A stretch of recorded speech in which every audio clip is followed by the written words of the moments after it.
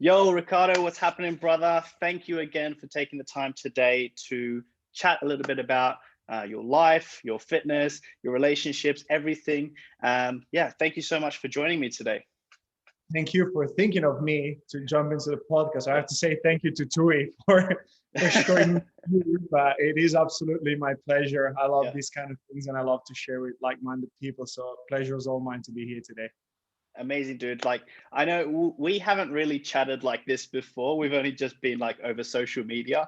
But yeah, like for anyone who's kind of watching the recording about that, like we've never really met officially, and I think that's really really important for a lot of people to understand that. But I know a little bit about your history just by following you and just by chatting to Tui as well. Can you just share a little bit about who you are for anyone who's watching today? I'm an Italian guy living at the moment in Indonesia. I would say I'm a sporty guy ever since I was a kid. Majority of my life it's linked to basketball. That's what I've done for 16 of my 29 years. So I grew up as a basketball kid and I loved it. And once I decided to quit basketball, I tried to get a normal job, the one where you put suit and tie on. And I was smoking 2 packs a day. I was eating rubbish. I didn't like my job. I was like, probably this is not the life that I want to carry on for the next 40 years. What can I do?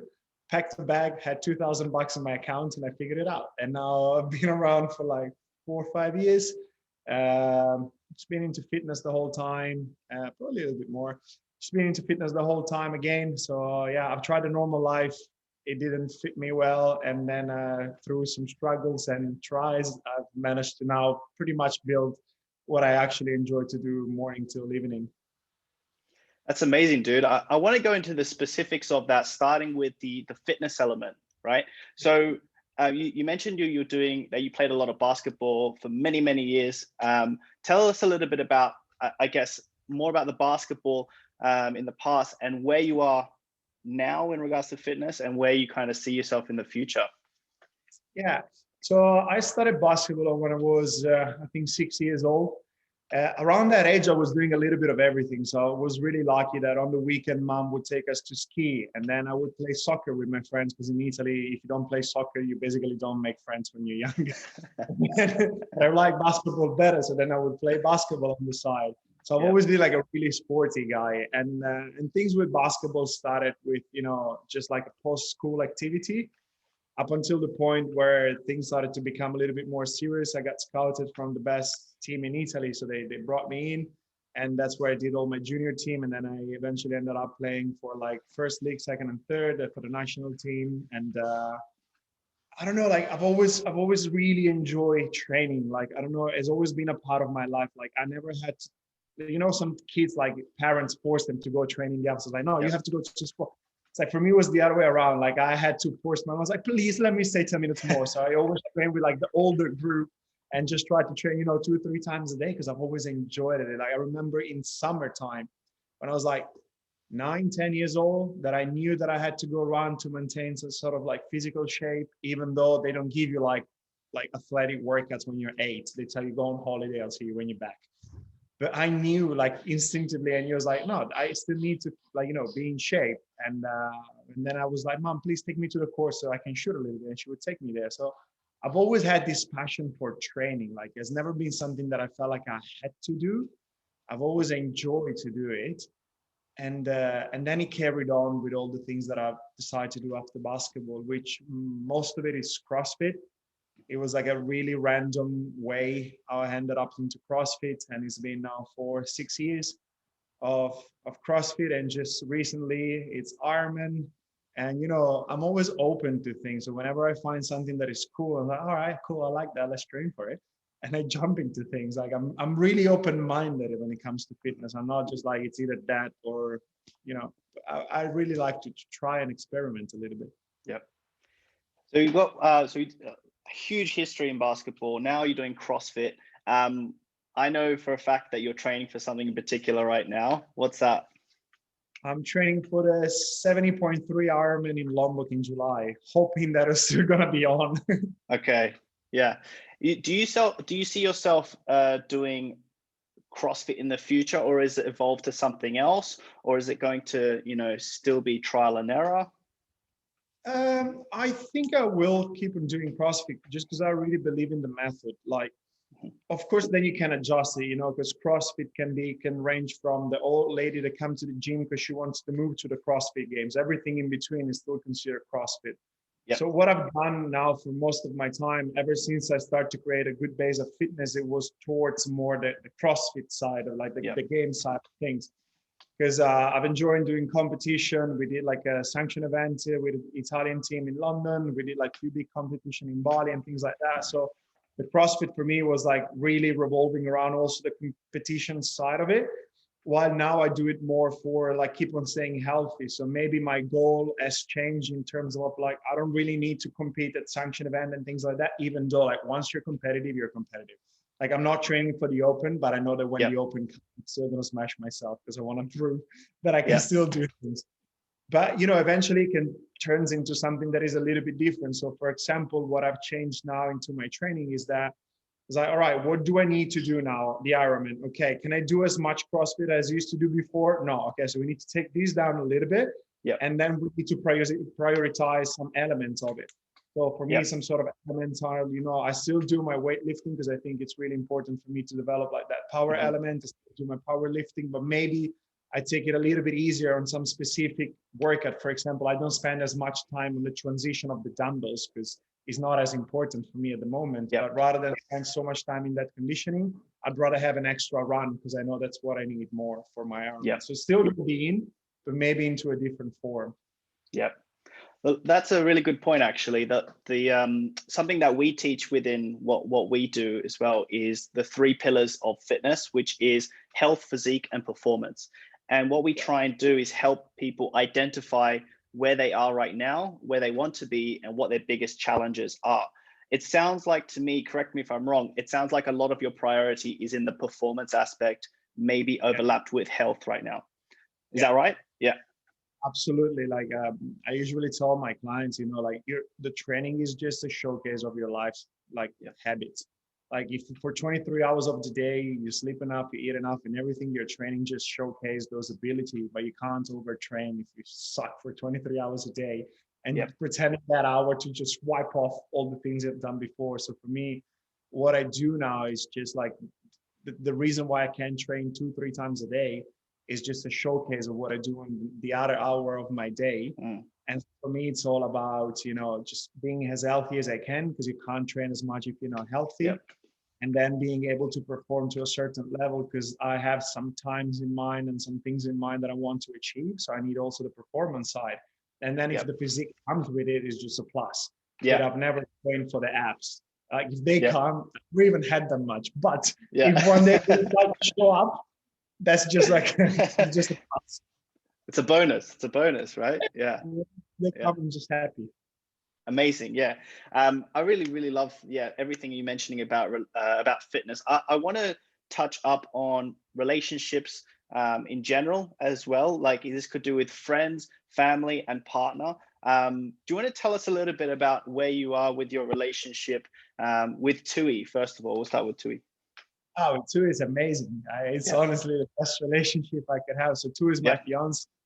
And I think it all started under the right stars because we're born on the same day of the same month of the same year. So we share the same birthdays, 1 hour older. But literally born in the same time. So I think that really helped a lot. And the saying, like in relationship, you always have to compromise a little bit and then just go in between. And the amazing is that with us, we don't. Like I would do exactly the same thing that I'm doing now, whether I was with her or not. It's just that I'm enjoying it more doing with her. So rather than doing it alone, for us, we have the same passion. We like the same things. I know it might sound cheesy or like, people say you need a little bit of conflict to keep the relationship alive and things like that. But we've been living now. So we've been apart. We met. That's a crazy story because we were both in Bali coaching CrossFit and we've heard about each other because there's not so many gyms and, like between coaches, everyone knows everyone. And I've heard about her. So when I left Bali 2.5 years ago, 3 years ago, something like that, I did a goodbye workout where I invited all the coaches to come in. There was like a charity cause on the side. So I was like, as many people that can come, the more money we can raise, the better. So I invited her too without knowing her. And she didn't turn up because turns out she had a PT that morning. So I was like, all right, I missed the chance. So I never saw her. So I went to Dubai. And then as soon as I moved to Dubai, we started talking on Instagram, literally. And that's how we started to know Wow. each other. And then she came to Dubai. I came to Bali. So for like a year, a little bit over a year, Yep. we would just back and forth Yep. until I eventually moved here. So now it's been like a little bit over 2 years we're together with 1 year apart. And we went from being apart for a year to live in the same place, training together, doing everything together, which for some people can be like a bit of a shock. Like, oh my God, that's too much to take. Yep. For us, having such a similar lifestyles and a lot of things has really helped. And especially now that neither of us is working in a gym anymore, so we even work at home in the same space. So we live in the same space, we work in the same space, we train in the same space. Yeah. It can be challenging, but we got to that level of like knowing each other and respecting each other's spaces, even though we share the same space. Yep. That makes everything like really, really easy and enjoyable. That's amazing. That's such an awesome story. And the odds of not just having the same birthday, but the same year, right? Everything. Yeah. We're literally born an hour apart. It's crazy. Like, it doesn't happen. I remember when I told her, when you start talking, it's like, hey, how are you? I'm good. How old are you? And all that. And she was like, oh, I'm 20. We were like 28, 27 at the time. It's like, oh, me too. And she was like, oh yeah, I'm from January. I was like, oh, me too. I bet like, I told her something like, if you're on the 28th, I'm going to marry you. And she was like, oh, be careful because I'm actually on the 28th. And I was like, no. So geez, I told her this person, I'm going to marry her in my message. And then turns out like we actually got engaged like 6 months after that. Wow. Wow, that is incredible. I'm actually I've got a few questions about that. Obviously, your relationship, but also tied into veganism, because I asked Tui about that a couple of weeks ago too. Very, very interested to know a bit about that too. So before we go into that, last bit here is just like, well, not last bit, just in regards to your career. You've spoken about, I know you're a coach and you work with a few people. Tell us a little about the specifics. Like, what do you do? Yeah, so I'm a coach online, like many right now apparently. But this for me started honestly as a side job. I never thought about coaching online, but I've always found myself working in places where I had like a big rotation of people. Because for example, working in Bali, people don't really live here. Most of the people you interact with are people that are here on holiday. And then if they have a good time with you, they might want to keep on training with you. And it's like, hey mate, it's like leaving, but can we stay in touch? And so it started like that with just a few people and, very basic. I was like, all right, I'm going to make you like a Google Sheets, or like I'll send you a note with a workout. So it started just like just really, like really easy. And then eventually started to build up. So it started to be like, all right, actually I can, these things is evolving a little bit more. And so when I came back to Bali after my experience in Dubai is when the Corona thing happened. And, when you live in Bali and you work, your work is connected to a visa. So to be in Bali, you need that visa and you need that to work and to live. And it's a very expensive visa. If you want to make it yourself, you also have to have a company. So, it's not really easy to get because they try to preserve most of the jobs for the locals. So as an expat, it's a little bit harder to work. And so my contract went to the end and I had the opportunity to eventually keep on going with the gym I was working at. And I was like, Tui, just like a month before that, she also transitioned into online. So she just went completely online, and it was a big jump also for her to say no to that visa and looking after that herself. And it was also me. I was like, look, things are going well online. I mean, if it is not now, when? Like, things were quiet at the beginning because Corona and everything. So I was like, you know what? Let's do it. Like, so I was like, all right, I'm going to give like all my attention to this. And so we have the Buffalo Tribe. It's me with Nick. He's one of my best mates from Australia. And so we just decided, I was like, look, you have your own online. So the Buffalo Tribe was originally his. And he was like, I need to get a coach in. And I was like, get me in. Because I had my online, but I didn't have any branding, any name. I just had clients that wanted to train with me. Yeah. And so we got together and things went very well. We work a lot. Like it doesn't, like when you tell someone that you just work online, people think that you just sit at cafes and drink espresso and just write something. It's a little bit more than that. Like I was talking to Tui like last Saturday night, both of us until 8:30 on the laptop when everyone's up for dinner. Yesterday, like Sunday, spent my whole day working as well. But I enjoy working for something that I believe it's worth it. So I'd rather work many more hours for myself than I work less hour for somebody else and going out and chill, because I actually enjoy this job. So what we do is we have 3 group programs. So one is more CrossFit related and one is more like purely strength related. So without any complex gymnastic or weightlifting. So if people are not really into CrossFit, we can still make them strong. And then we have a third one that we give to both of them where you have your workout of the day, like the classic Metcon. So you still get to do that a little bit. And we have like, that's a group program. It gets delivered like through an app. So you have like all your videos, all your descriptions, all your set, all your reps, all your weights is really written down. It's very easy to use. It's really user friendly. And then we do coach also individual clients on people that might not fit in neither of those category or with some sort of specific goal they need to achieve. They go through the one-on-one coaching and we just look after them with the same platform, but we just, of course, train them a little bit differently according to what they need to do. That's amazing. Yeah.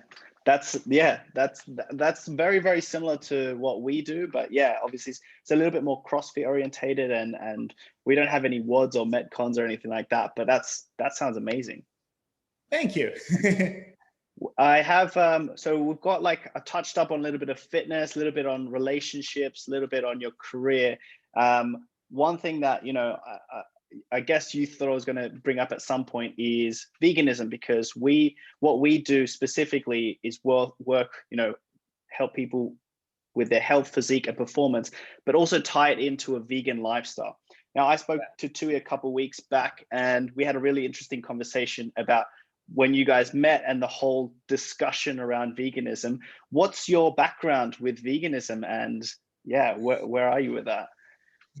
Man, like before I went vegan, I tried and failed so many times. So my first touch with veganism is probably like 6 years ago or something like that. I was in a relationship at the time with a person that was vegan and I couldn't understand it at the time. And I was making so much fun of her. I was a dickhead. I was like looking back now, I'm like, I feel so sorry for that. And I was just making fun of some sort of situation because sometimes she would sleep on vegans. So I was like, that day she might have some fish. I'm like, you're just vegan just when you like. I was like, and then I realized like, well, something is better than nothing. But it took me years to understand it. So I come from a place where I was not really open to the vegan idea at all. Like when she told me, it's like, hey, I'm having vegan lasagna. And I was like, no, that's not a lasagna. That's just layers of vegetables. It's not a lasagna. It's like, call it with that name. So I'm that person. Like I'm that person now when they comment to me, like, And you're Italian, so lasagna as well. So like if I made it vegan, everyone can, because I come from a place where I was really not open to that at all, and come from a country where food is such a huge part, and most of it revolves around like all the ham and all the meat and all the cheese and all the wine. So it's like, if I made it, everyone can. So I tried that experience. Like I've tried to go vegan that time, but I had no clue what I was doing. So literally what I did is I went to one of these first restaurants in Milano that opened with vegan food, and it was terrible. And I was like, is this what vegan eats? It's like, oh my God, how am I going to live for the rest of my life? Which is odd, because everyone had a bad experience at a restaurant, but they don't give up restaurants. They just try and out of it. But even for me at the time, I was like, if this is vegan food, then vegan food is horrible. Instead of like, maybe that was not a good restaurant. Let's try another one. But regardless, I went home and I tried to give it a try. And all I did is just like, I took everything that was meat or cheese off my plate and I didn't have much left on. So I literally lived on like lettuce and cucumber for a few months. And I was like, fuck, I can't do this. Like it's boring. I hate it and I'm not energized. And so I thought veganism's not for me. Then fast forward a couple of years, people start to talk more like, hey, meat's not good for you. Look what happened in slaughterhouse. And, I knew all those things, but you don't really want it. It's like, no, my meat is better. And so I was like, the problem was not mine, because I lived like, in Milano, in Italy, everything Yep. looks nice, pigs are treated nicely. So, but I Yep. was like, yeah, maybe for the health, let's try again. So I did it pretty much with the same approach, and I failed one more time. Mm-hmm. And so I was like, well, a vegan's not for me. Yep. And that is up until like 2 years ago. So I started to talk to Tui, and I saw on her bio, she had like something vegan or plant-based or something like that. So I was like, well, I'm pretty sure this conversation is going to come up at some point. Yeah. And at the time, as I said, I was in Dubai, and the gym I was working at, they also have a paleo meal company. So for me, it was very convenient to just be on that meal plan, because it was in the gym. I had a good price. It was all right. So I was like, all right, cool. Paleo. Paleo is basically meat the whole day, every day. And so I was on a paleo diet. So when Tui came over for the first few times, I was like, we went to a restaurant where I made sure she could eat. And sometimes I still had something with meat or cheese, but I would always try to eat what she ate. Because for the first time I saw someone, I was like, when I saw her on social media, of course, I was like, oh, she's beautiful. That's why we started talking. But when she arrived, I was like, oh my God, you're more muscular than I thought you were, in a good way. I actually love it. Yeah. And I was like, how do you do that? I was like, how can you be vegan and so muscular and so strong? I was like, you're clearly not protein deficient, and you're clearly healthy, and you lift like more than a man. And I was like, tell me your secret. So when we went out, I was like, look, you order, and I'm just going to try to eat what you eat and see how that goes. And so it started like that. So every time she would come, I'll try. Every time I was visiting her in Bali, I would try. But still, when I was by myself, I would just keep on doing my things, because I always had the excuse like, it's so hard to be vegan in Dubai. And so I always had that.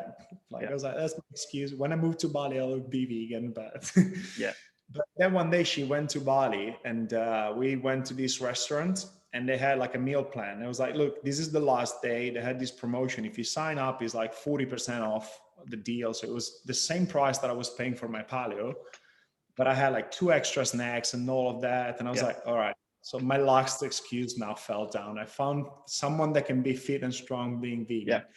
I was like, all right, I have no more excuses. Let's sign up for the plan. I signed up for the plan, and I ate that food. I felt great. And I started to see like the things that has changed the most for me is like completely getting rid of any sort of like joint pain. When you lift a lot, like sometimes it's up, like you go over has like, oh, my shoulder's like pinching today, or my hips is tight, like completely gone. Never have any of that. And I was like, oh, these things is cool. I was like, could be the food, could be not, but it's very strange that is all happening at the same time. And then I used to wake up very early. I still do, but in Dubai, like our first class was 5:30 in the morning. So I used to wake up like 4:15. And so then through mid-morning, I was like completely exhausted. So I always needed a nap. And then I didn't need a nap anymore. I was like, oh, well, maybe it's the food, maybe not, but whatever. So the nap was gone. And then I was able to add one more session. And then, so, the more that this positive change started, so everyone always think like you go vegan and then for some reason you get like unicorn blood. But I was like, no, like these are the things that for me went very, very well. Like just get rid of pain, being able to train more, being like more efficient through the day, have a lot of energy. And so I was like, all right, this is cool. And then the more I got into it, the more then I also start to look into it and to understand why being vegan is good. Because, the reason why I started was kind of very selfish. It's like, oh, because I feel good. And so it's good. But then there's also like a bigger pictures of it. And it's like morals and values. Like what's the real reason why we try not to eat animals? And then when that one kicked in, like when I made the connection, I was like, well, I would never in my life, not once, want to hurt an animal. I was like, Jesus, I've killed so many in my life. I ate 26 years of them. And so when that kicked in, like, at the beginning, sometimes when I saw like a burger or something, I'd be like, oh, that would be cool. Yeah, whatever. I'm not going to have it. But like the moment that connection happened, like when I see a burger, I'm like, fuck that. Like, I don't want to have anything to do with it. Like when that thing like clicked, because it's what everyone don't want to see. Like everyone turns a head on the size. Oh, you're so extreme when you show it. I was like, well, it's not extreme. I'm not extreming. I'm just showing how it is. Like, I'm not just hyping it up. It's an extreme practice. I'm trying to stop it. Like, I'm not extreme for that. And so when that connection happened, I was like, oh, Jesus Christ. And then you go through that phase where you're really angry because, like, what they made me do for the whole life, and why did I have to participate into why no one taught me better? Why, like, it took 26 years to find out that someone needed to teach me this? Like, how is this not more common? And so you go through that phase where you're really angry. And I had few like really fired up conversation with people, which probably is not the best way to tell someone you're an idiot if you want that person to consider a change. But when you're in that state, it's really hard to cool yourself down a little bit. And then, I try to understand that probably the best way to deliver a message is like, it always being brought against vegan that they're like skinny, they're weak, they're unhealthy, they're going to die. And I'm trying to, like you probably, to break that stereotype. I'm like, look, I'm a big boy, I'm over 100 kilo, I'm pretty muscular, I'm pretty strong, I can do pretty extreme fitness stuff, I'm really healthy, I have a girlfriend, I'm not gay, everything, like if there's something wrong, because everyone thinks like, you lose it all when you go vegan just because you care about animals, and then all of a sudden you lose your strength, you lose your masculinity, if that's something that matters to you. But I've literally heard everything, and all I'm trying to do is like, look, if all the things you say are true, like, how am I not dead? Like, how can I train 3 times a day? How can I still live and thrive?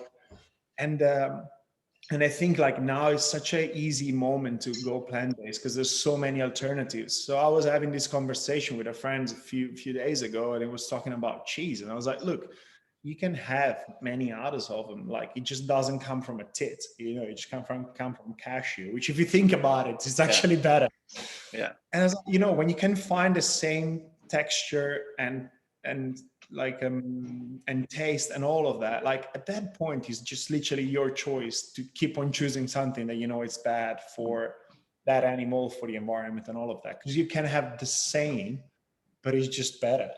So it's such an easy time now to eventually try, because I understand like maybe 20 years ago where you just eat carrots and cucumbers, like, oh, fuck me. But like now there's so many options. It's like, oh my God, I had cinnamon rolls earlier. Well, I cinnamon rolls with a cream.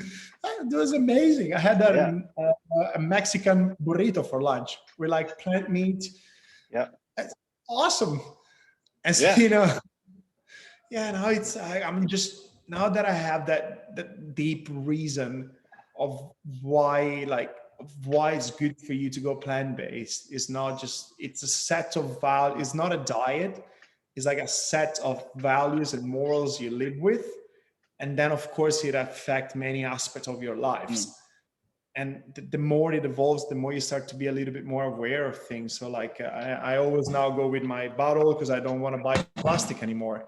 And when we buy cleaning products, we buy cleaning products that are natural and they're not chemicals. And then we try to do, it's a drop in the ocean. But if it's one drop from me, one from you, one from two, one from the other, then it adds up. Yeah, becomes a wave, really.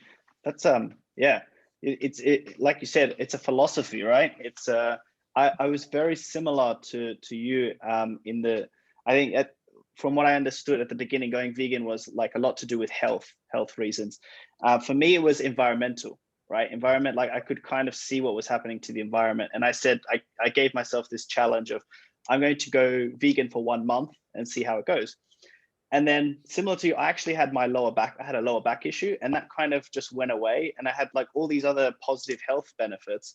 And and then I was like, and I'm not killing animals or anything like that. And then eventually I just understood that, this is a philosophy and this is a way of life that, is about social injustice. That's what I stand for now. And it just really made sense to me, that evolution from like, okay, this is what a lot of people are going vegan for, but then you find out what the actual reason should be for as well. I think there's just like a stigma around the vegan name, because people have, the things that are sometimes when I look into it, kind of annoys me sometimes. It's like every time you talk people, generally speaking, then of course there's also like always I've had many great conversations with people that eat meat 3 times a day and we just don't agree on some points. But there's always that stigma about vegan. So every time there's a vegan conversation that comes up, we always try to take the extreme. like the crazy ones and all that. Like those people are just crazy, and crazy people exist everywhere. And so to me, it kind of bothers me when I see comparisons. Like you're taking the worst on one side versus the best of the other side and trying to make those two things. It doesn't work that way. Yeah. Like take the worst of the vegan and you have to take the McDonald's guy to make a comparison. You can't take the best and the worst and try to make those two things working together. So I think, like, you know, if for some reason you change the name from vegan and you call it whatever else, like if you tell someone when you're out for dinner, it's like, I'm vegan, it's like, oh, it's just like, oh, I'm intolerant to milk and meat. It's like, all right, cool. So why does it bother you that I'm vegan? Like, and that's something that I went a little bit deeper into, because when I told you, I used to make fun of them. Like I used to make fun of vegan and all of that. And I was like, why do I feel the need like to make fun of that? There's so many things in life that I don't care about, but why do I mock them? Like I've never been a bully. I've always been like a really accommodating guy. But I was like, why do you do that? I was like, because I don't want to say it's for everybody, but most of the time where we don't like someone, unless it's a complete jerk, is because that person has something that we kind of wish we would have, but we don't want to say it because it kind of would take it away from me. And I feel like that was the same for when he went to vegan. Like, why does it bother me? It's like, because deep down I know that that's the right thing to do. Like, I don't want to hurt them, but then I have to do something about it. I don't really want to do something about it now. Just let me be in my comfort. And then I was like, oh, fuck yeah, that's why I was really annoyed by them, because like they were shining light on something that I thought also was wrong, but I really didn't want to do anything about that. I would just want them to shut up. It's the same, like, you know, when you go with a friend and they're like, have a cake. I was like, I don't want a cake. It's like, come on, have a cake. I was like, well, because you feel better if I have the cake too, right? But like, I don't want the cake. If you want the cake, eat the cake. Just leave me alone. Yeah. And it's the same, like, you know, and people try to, and just annoys you because you kind of, and so, I had that. The more, you know, the more I think about my behaviors from the past, because I was trying to understand, I was like, why did it bother me? Because then when I go into conversation with people, I can understand why. And I've had that with people sometimes, because we now live in an era where it's information are really easy accessible. There's not too many excuses now for like, I don't know. It's like, you know, like it's really easy to see now. And I kind of understand people that are quiet about the topic, but now there's a lot of people speaking about the topic.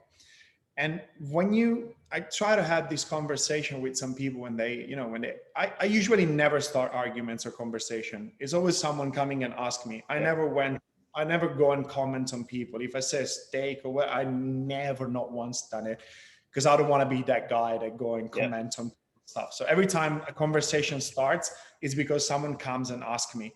And then of course I reply, because if you make me a question, then I give you an answer. And so, you know, sometimes this conversation started, and in Bali, there's a group of people that are kind of stand up against veganism. They have t-shirt like non-vegan athletes or something like that. And a few times I was like, look, if all vegan stands for is, you know, trying to protect animals, sort of like just not hurt animal. If we stand up for that, if you stand up against that, like, what's your cause? Like, what are you standing up for? And I never got an answer for that.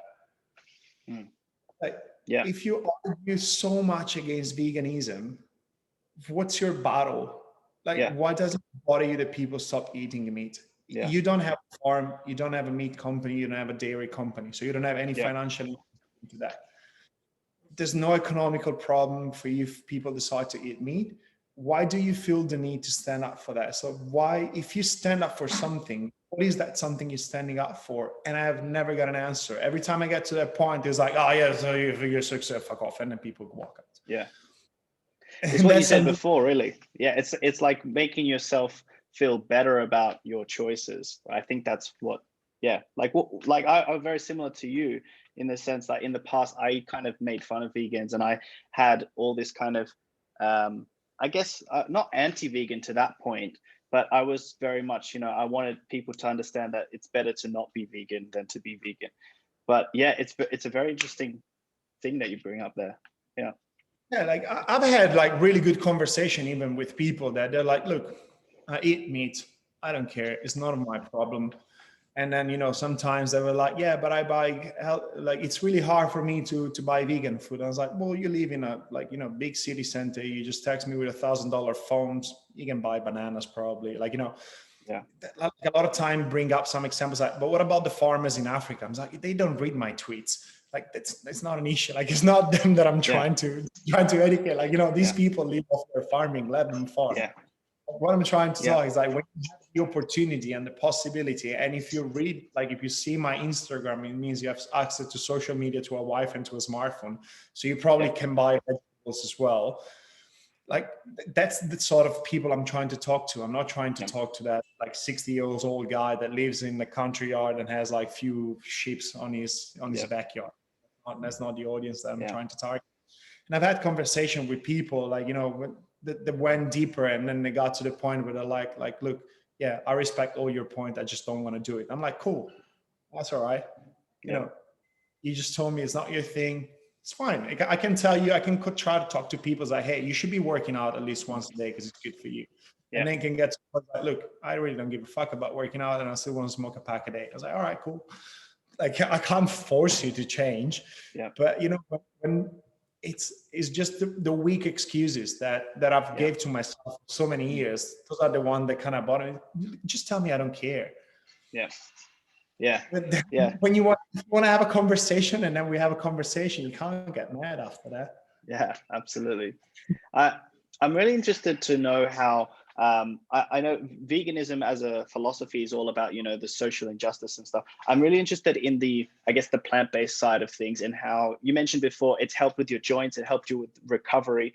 Specific for your training right now, have you gotten stronger, more endurance? Tell me a little bit more about that.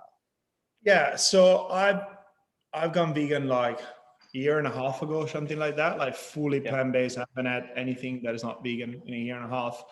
And ever since then, I've managed to like max out on all my previous lifts.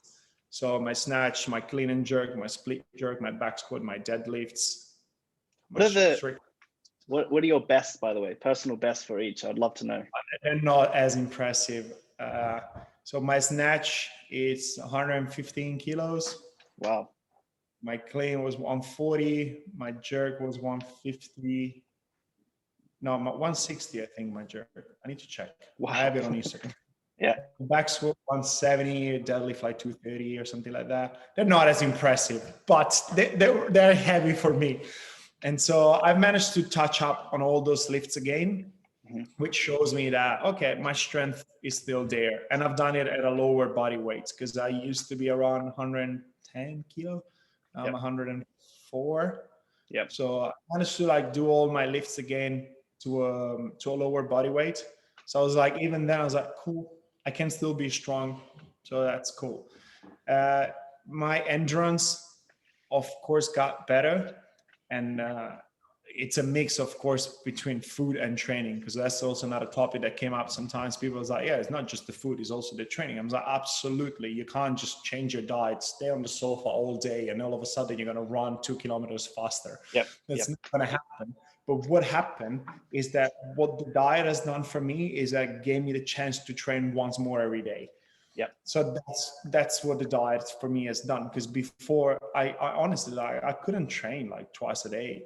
I would just have 5 training sessions a week, like Monday till Saturday with Thursday off, or just a quick recovery. But by the time I would get to Saturday I would be just knocked out. It was impossible for me to lift. And so what the food, I think, has done for me is not that it gave me a better endurance, but it gave me the chance to train to gain a better endurance, because it gave me more focus. Yeah, it gave me more focus. I don't have pain. I recover much faster. So all these things are things that then allowed you to train more, and training more then allowed you also your endurance and your strength to ramp up. Like today, it's a Monday. This morning, I've done 2 CrossFit workout and a strength sessions. And then in the afternoon, I did another gymnastic with functional bodybuilding sessions, and I went for a run. And all in the meantime, I still like do my job all day, every day. So I still work like 6 to 8 hours according to what I need to do for the day.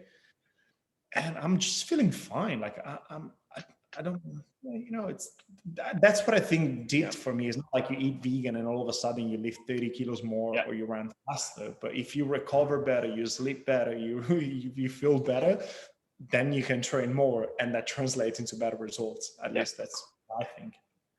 That's awesome, man. I have well, I've got the question on your lifts. That's actually like very, very impressive lifts, by the way. So I'm just trying to get the right one. Yeah, I had a question for Tui a couple of weeks ago. What is your favorite animal and why? Oh, well, I think dog. Like Yeah. we got 2 dogs here. I had 2 dogs in Italy. Yeah. They just like, I love Ricky Gervais, and Ricky Yeah. Gervais. Dogs are better people than people. I really agree. Yeah. So I think dogs would be the one. Yeah, we got 2 here. We had to stop. What if you had to say wild animal? A lion, because they eat me. No, I'm joking. Wild animal.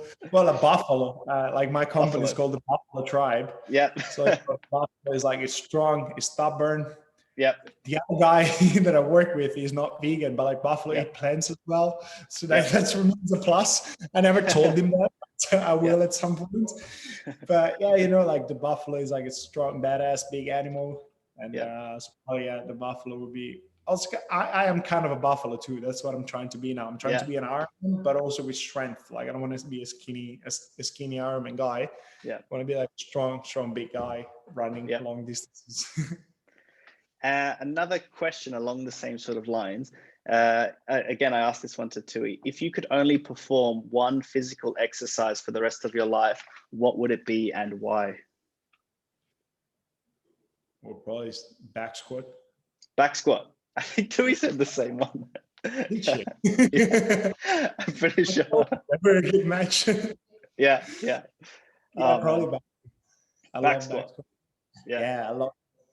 Yeah, nothing to do with cycling or running. Some of the stuff you're doing now. I thought about when you say that. I thought about cycling for a second, as long as it's like flat. Because if it's uphill, I wouldn't take it.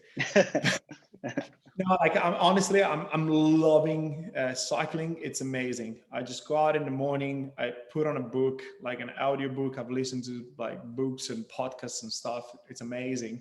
Just spend a few hours by myself. Like, some people have like their meditation and yoga. Like this doesn't work well for me. And I get my me time by just cycling for a few hours. So even when we swim with a few friends, but there's not really much talking. When you swim, it's just like the whole time. So I get a few hours, like an hour or something for myself. And cycling, I always cycle by myself just because I don't know. I know that I need to push myself. I know what I need to do. I don't like people to wait for me or me to wait for people. I'm a little bit like selfish when it comes to that training. I just want to get things done. But I would not pick running. Like I'm running, I have to, because I enjoy it too. But I'll get there as well. So, once I start to get better, I'm going to start to enjoy it more. That's awesome, Riccardo. I've got one last question for you. One more. What do you feel is the most powerful message you could give to someone who's considering going vegan? That kindness is the ultimate strength. Like that's what I live for. Like I don't think there's any weakness in kindness. You can be, whoever you want to be and still be kind to people, kind to animal, kind to the planet, kind to everybody. So you don't need to be, it's just, there's no weakness in being kind. So kind for me is like the ultimate strength. If you can still be like, healthy, thrive, successful, and everything you want to be, and be kind to people around you and animals around you and everything around you, it's just, why not? Yeah. You have the duty, I guess. Yeah. I love that. That's the thing. That's what I kind of try to live by. That's incredible, man. Dude, I want to say thank you so much for your time again today. I know you've got a really hectic day. You're doing 3 sessions a day, plus your 8 hours working. So I'm going to leave you to it. So thanks again for your time. Thank you. Thank you. It was a pleasure to chat with you, buddy. And I hope you can make it to Bali so we can actually meet and train together. Don't worry, I've made it I'm going to be there. The goal is around September, but we'll see how we go. We're going to be around, so I hope to catch you here. Perfect, man. All right, dude. Thank you so much. I'll catch you. I'll chat to you soon. Take care, man. Thank you. See you. See ya.